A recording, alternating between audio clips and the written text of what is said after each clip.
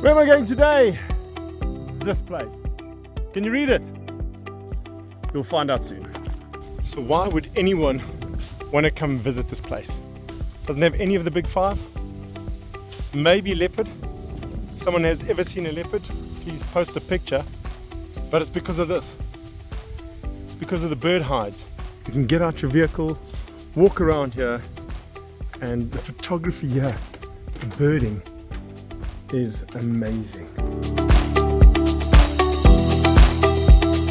Well, not much yet. Pied kingfisher, Birchel's cuckoo, and a jacana, but nothing I can show you on film or photo.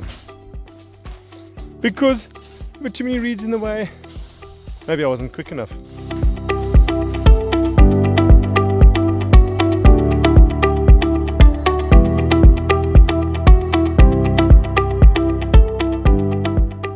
As far as photography is concerned, it's a desert in the swamps.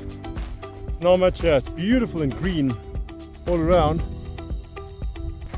There's some nice waterbuck and zebra running around, but no birds, eh? I was expecting a mass amount of birds here.